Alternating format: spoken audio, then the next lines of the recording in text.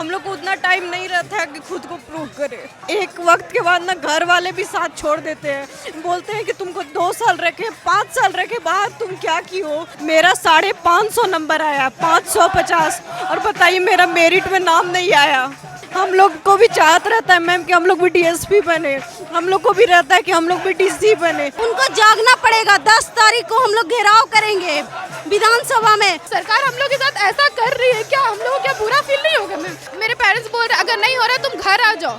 Taylor का बेटा है सो डीएसपी बन गया, तो घर वाला लोग अंदर का बात नहीं समझ पाते हैं। बहुत खराब लगता है मैम, स्टूडेंट का दर्द कोई नहीं समझता, इसलिए मीडिया वाले आप ही लोग से रिक्वेस्ट कर रहे हैं कि प्लीज आप लोग मेरा बात को पहुंचाएं।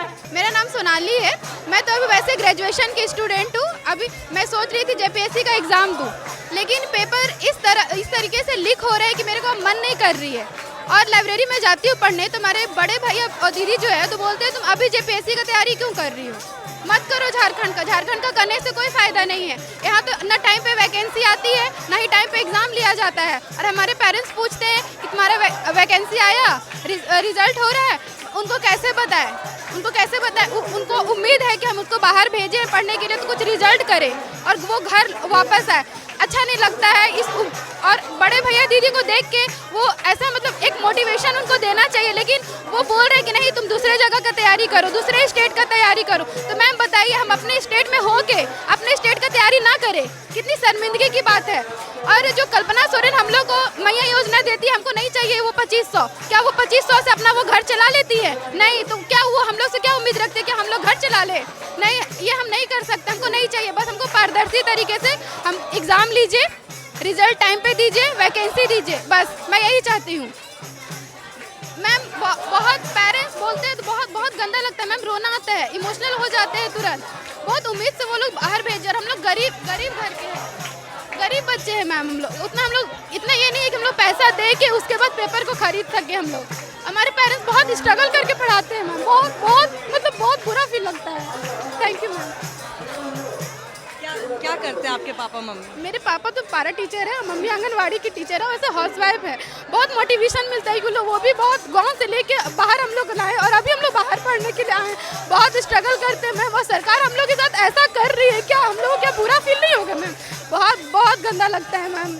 घर में कौन कौन है, कितने भाई बहन हैं आप? हम लोग 4 भाई बहन हैं। मेरे दीदी की शादी हो चुकी है पिछले ईयर, और अभी मैं हूँ। उसके बाद मेरा छोटा भाई है, उसके बाद छोटी बहन है, वो भी तैयारी कर रहा है अभी।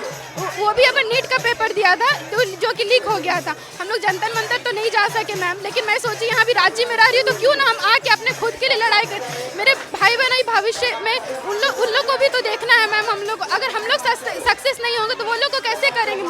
पेरेंट्स को उम्मीद है कि अगर ये बाहर पढ़ रही है तो कम से ये सक्सेस होगी तो ये अपने छोटे भाई बहन का भविष्य ठीक कर सकती है। अब वो लोग का एज होया जा रहा है मैम, वो लोग कितना करेंगे हम लोग के लिए? बहुत बुरा फील होता है। अगर हेमंत सोरेन ऐसा महसूस होता है कि बोझ बन गए या लगता है ना मैम, टूट चुके हैं, ऐसा फील होता है। इतने छोटे से उम्र में लगता है कि बहुत टूट चुके हैं। हेमंत सरकार से बस यही निवेदन करना चाहते हैं, सर अगर आपसे नहीं हो रहा है तो आप इस्तीफा दे देना, किसी और को मौका दे। लेकिन आप हम लोग की मांगे क्यों नहीं सुन रहे? जो 15-15 दिन से बच्चे यहाँ बैठे हैं, क्या वो लोग पागल है? वो लोग घर नहीं जाना चाहते हैं, भूखे प्यासे यहाँ पे रात दिन काट रहे। भले मैं भूखे प्यासे यहाँ पे नहीं हूँ, मेरा यहाँ पे हॉस्टल है, टाइमिंग से बंद हो जाता है, मैं चली जाती हूँ। लेकिन और जो है भूख हड़ताल पे, क्या वो लोग को देखिए आप, अगर वो लोग मर जाएंगे तो क्या आप उनका गारंटी लेंगे? उनके माता पिता को सहयोग करेंगे? नहीं, आप उस समय भी पीछे हट जाएंगे। हटेंगे कि नहीं मैम, बताइए आप ही। तो हम लोग के साथ क्या है, नाइंसाफी हो रहा है मैम। छोटे छोटे बच्चे बोलते हैं दीदी आप बाहर पढ़ रहे हैं, क्यों नहीं 25-30 लाख जमा करके आप दे रहे हैं? बताइए वो लोग के अंदर कितना मोटिवेशन हो चुका है मैम। उम्मीद खो चुके हैं कि कुछ होगा। पूरा मेरे पेरेंट्स बोल रहे अगर नहीं हो रहा तुम घर आ जाओ। अब क्या मुंह लेके जाएंगे मैम? घर लेके क्या जाएंगे? उन लोग को उम्मीद है कि हाँ चलो बाहर भेजे तो कुछ पढ़ के कुछ बन के कुछ आएगी, लेकिन हमारा झारखंड सरकार ऐसा कर रहा है ना मैम, एकदम टूट चुके हैं। कहाँ घर है आपका? मेरा घर चतरा है मैम, मैं चतरा से आई हूँ। कितना दूर है यहाँ से लगभग 5 घंटे का रास्ता है मैम। कब से आए हो? अभी क्या कर रहे? अभी कॉलेज का है, उसके बाद। कब से आए हो यहाँ पे? अभी तो मैं 3 बजे आई हूँ यहाँ पे। आज ही आए हो? हाँ आज आई हूँ। बहुत देखा नहीं जा रहा था हमको, मेरे को लगा मेरे को भी अब जाना चाहिए, बहुत हो गया है, इसीलिए मैं आई हूँ। मैं नाम क्या आपका? मेरा नाम सोनाली कुमारी है। सोनाली, वो क्या चीज़ है जो आपको ऐसा महसूस कराती है कि अगर आप अपने पैरों पे खड़ी नहीं हो पाई तो आपके साथ ये हो जाएगा, क्या डर है वो जिसकी वजह से आपकी आंख में आंसू भी आ रहे हैं? मैम देखिए, सबसे पहली बात तो मैं मिडिल नहीं लोअर मिडिल क्लास से आती हूँ, ये मैं कह सकती हूँ। मेरे पेरेंट्स बहुत स्ट्रगल से, वो मेरे पापा अभी टीचर में है, वो जब 500 की सैलरी होती थी तब मेरे पापा तब से जॉब कर रहे हैं, उनका एक एक स्ट्रगल देखे हैं मैम।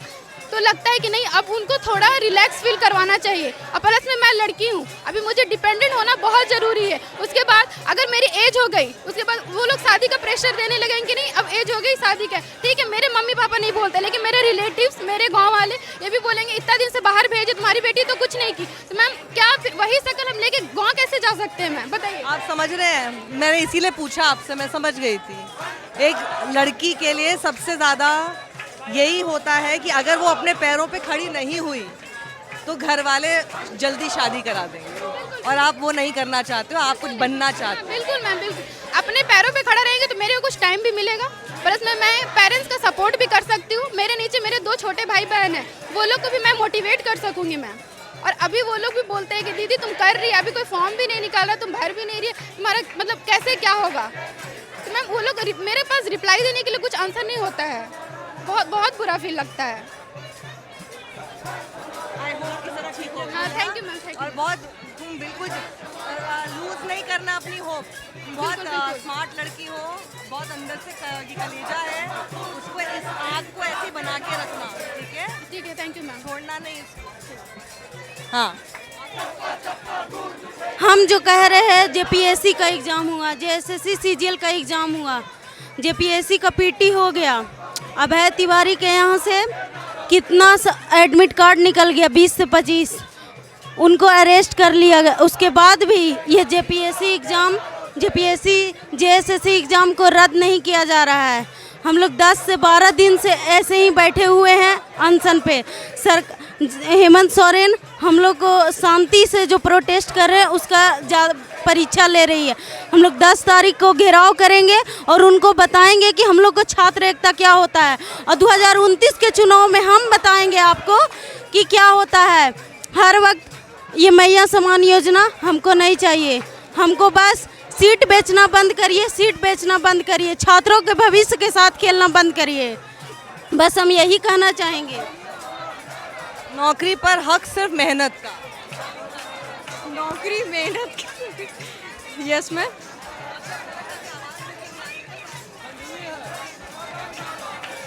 मैम देखिए, हम यही बस बोलना चाहेंगे कि हम लोग बंद कमरे में 1 साल, 1.5 साल, 2 साल गर्ल्स होकर तैयारी करते हैं। हम लोग को उतना टाइम नहीं रहता है कि खुद को प्रूव करें, और फिर उसके बाद में भी पेपर लीक हो जाता है और ये हो जाता है, हम लोग खुद को समझ नहीं पाते, सरकार हम लोग को बात भी नहीं सुन पाता है। देखिए, गर्ल्स लोग को अभी बस लिए कि ग्रेजुएशन के बाद 2 से 3 साल टाइम मिलता है। हम लोग ना मैम, हम लोग बीएड करते हैं, पीजी करते हैं, 1-2 साल टाइम लेते हैं ताकि हम लोगों को और मतलब सुना जाए, घर में मौका मिले। और देखिए, इतना वैकेंसी भी नहीं आता है। गर्ल्स लोग ना बस नौकरी ही चुनती है, मतलब नौकरी ही चुनती है कि हम खुद को ना ये सेफ महसूस करने के लिए, उसके पास और कोई रास्ता नहीं होता है इंडिपेंडेंट। वो लड़की बस वही चाहती है। एक वक्त के बाद ना घर वाले भी साथ छोड़ देते हैं, बोलते हैं कि तुमको 2 साल रखे, 5 साल रखे बाहर, तुम क्या की हो। कोई नहीं समझने वाला होता है मैम, कोई नहीं समझने वाला होता है। गाँव के लोग ये नहीं समझते हैं कि पेपर तो यहाँ लीक हो जा रहा है, यहाँ बेचा जा रहा है। वो सिर्फ यही कहते हैं कि पढ़े वाला के नौकरी नहीं होता है। एगो तो है नहीं, 4-5 साल से है, यहाँ है तो रांची है तो पटना है, उखाड़ लेला से ऐसे ही बोलते हैं। इस तरह का कि लड़कियों के लिए कितनी समस्या है। ये जो कई शहरों में देख रहे होंगे ना, वो शायद नहीं समझ पाएंगे। इन सब जगहों पे लड़कियों के लिए अपने लिए कुछ कर गुजरने की जो एक इच्छा होती है, चाह होती है, उसमें कितना प्रेशर सिर्फ घर वालों की तरफ से होता है। ये हाँ मैम देखिए, हम लोग ना अभी हम लोग ग्रेजुएशन में है, अभी हम उत्पाद सिपाही का एग्ज़ाम दे के आए। मेरा 550 नंबर आया, 550, और बताइए मेरा मेरिट में नाम नहीं आया। बताइए, इतना कट ऑफ जाता है 97% और 98%। घर घर वाला लोग किसी किसी का हुआ तो बोलता है कि वो बहुत पढ़ने में तेज थी, उनका नहीं हुआ। बहुत खराब लगता है मैम, स्टूडेंट का दर्द कोई नहीं समझता, इसलिए मीडिया वाले आप ही लोग से रिक्वेस्ट कर रहे हैं कि प्लीज़ आप लोग मेरा बात को पहुँचाएं ये सरकार तक और उसके ठोस कदम उठाए। हम लोग को भी चाहत रहता है मैम कि हम लोग भी डीएसपी बने, हम लोग को भी रहता है कि हम लोग भी डीसी बने, बट हम यही चाहते हैं निष्पक्ष हो, अच्छे से हो, सबसे पहली और जो मेहनत करता है मैम उसी का हो, गलत वाले लोग को प्लीज़ रिजल्ट ना हो, बस यही कहेंगे। हम लोग लास्ट में स्टेबिलिटी भी वही चाहते हैं। घर वाला लोग भी हमेशा बोलेंगे कि तुमको 6 साल रखे ना, तो अब 6 साल में कैसे बताएं कि जेपीएससी का वैकेंसी ही नहीं आया, कैसे उन लोग को प्रूव करे, कोई नहीं सुनता है। एक बात बताओ, ये सब जो हो रहा है यहाँ पे, क्या घर वाले भी नहीं मानने को राजी है कि एक्चुअल में लीक होता है पेपर? वो आप ही के ऊपर क्या दोष मढ़ते हैं कि आप पास नहीं कर पा रहे हो? रिश्तेदार वगैरह आपके ऊपर दोष मढ़ते हैं क्या? नहीं मैम, सुनने में आएगा कि टेलर का बेटा है सो डीएसपी बन गया, तो घर वाला लोग अंदर का बात नहीं समझ पाते हैं। कंपेयर करने लगते हैं कि उसकी बेटी डीसी बन गई, उसकी बेटी डीएसपी बन गई, और तुम क्या कर रही हो इतने दिन से? पेपर लीक के बारे में भी उन लोग कहेंगे ना कि 10% होता है, उन लोग 10% बिकता है, वो हर जगह बिकता है, 90% मेहनत से होता है, तो तुम मेहनत वाला में जाओ और आगे करो, बस उन लोग यही बोलते हैं मैम। बोलते हैं कि मैं सरकार से कि आप हम लोग का पेपर पारदर्शी तरीके से लीजिए, ट्रांसपेरेंसी लीजिए और टाइम टू टाइम वैकेंसी निकालिए, एग्जाम लीजिए और हम लोग का रिजल्ट दीजिए, और हम लोग को कुछ नहीं चाहिए आपसे, बस ये चाहिए। ना हम हेमंत सोरेन से इस्तीफा मांगने चाहते हैं, हम लोग शांतिपूर्ण तरीका से प्रोटेस्ट कर रहे हैं। हेमंत सरकार, आप हमारे बात को क्यों नहीं सुन रहे हैं? हम सब बच्चे धूप में, बारिश में हर ऐसे ही खड़े हैं, अपने मांग को चीख रहे हैं, चिल्ला रहे हैं। दिल्ली की तरह प्रोटेस्ट नहीं कर रही, हमारा झारखंड है, संस्कार से कर रहे हैं, लेकिन झारखंड सरकार अभी भी कान में रुआ डाल के सोई हुई है। उनको जागना पड़ेगा। 10 तारीख को हम लोग घेराव करेंगे विधानसभा में, उनको जागना पड़ेगा और जागना पड़ेगा। हम टीडीपी, मेरा लास्ट कंक्लूजन यही है कि जितना भी परीक्षा टीडीपीएल एजेंसी से हुई है उसको रद्द करे और निष्पक्ष तरीके से फिर से री एग्जाम कराए। हम चाहते हैं बस फेयर एग्जाम हो, और ना हम आपसे इस्तीफा मांगते हैं, लेकिन अगर आप 10 तारीख को कहते हैं कि हमसे नहीं होगा तो आप इस्तीफा तब दीजिए।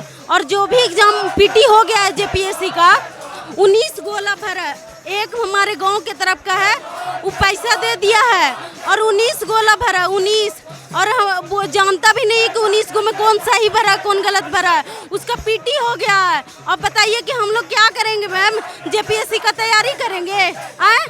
हम लोग बताइए तो झारखंड सरकार का मुंह पर तमाचा है। आज घर जाते हुए 10th क्लास का बच्चा क्या बोलता है, दीदी आप तैयारी क्यों कर रहे हैं? 25 लाख रुपया जमा कर लीजिए, इतना में ये पद आ जाएगा। सोचिए कि झारखंड सरकार युवा को क्या, आने वाला भी युवा को क्या सिखा रही है। और हम सब लड़कियों पर प्रेशर रहता है मैम कि नौकरी लो, नहीं नौकरी लो, शादी हो जाएगा, नहीं होगा। हम लोग नौकरी लो के खुद को इंडिपेंडेंट होना चाहते हैं अपने पैरों पर, ना कि हम किसी के इशारे पर नहीं चलना चाहते हैं। हम लोग लड़की का एकमात्र रास्ता रहता है कि नौकरी लो तब इंडिपेंडेंट होंगे, लेकिन हम लोग पास इतना पैसा नहीं है कि हम लोग नौकरी को खरीद पा रहे हैं। प्लीज झारखंड सरकार, हम लोग को दर्द को समझना पड़ेगा, और इस्तीफा भी नहीं मांग रहे, हम लोग को बात को समझिए और रद्द करिए। आपने सुना, मतलब इन लड़कियों की आंख में आंसू है। इससे पहले कि ये बताएं अपने भविष्य के बारे में, उससे पहले इनकी आंख में आंसू आ रहा है, और आंख में आंसू इस बात को लेकर आ रहा है कि सरकार एक तो सुन नहीं रही है, ऊपर से परिवार का एक अलग तरह का प्रेशर। आप समझ नहीं सकते कि एक लड़की के लिए पैदा होते के साथ ही, जन्म लेते के साथ ही कितने सारे चैलेंजेस शुरू हो जाते हैं, और सिर्फ दुनिया के सामने खुद को प्रूव नहीं करना होता, अपने घर वालों के सामने खुद को प्रूव करना होता। और जब डेडलाइन ख़त्म होने लगती है तो शादी का प्रेशर हो जाता है। कुछ नहीं करेंगी अगर अपनी ज़िंदगी में पैर पे नहीं खड़ी होंगी तो शादी का प्रेशर आएगा। आप सोचिए, इनका पूरा भविष्य, इनकी पूरी ज़िंदगी सिर्फ इन्हीं सब चीज़ों पर टिकी हुई है। क्यों नहीं फिर ये यहाँ पर बैठेंगी, और क्यों नहीं फिर इनकी आँख में आंसू आएंगे? कैमरामैन यश चौहान के साथ साक्षी जोशी।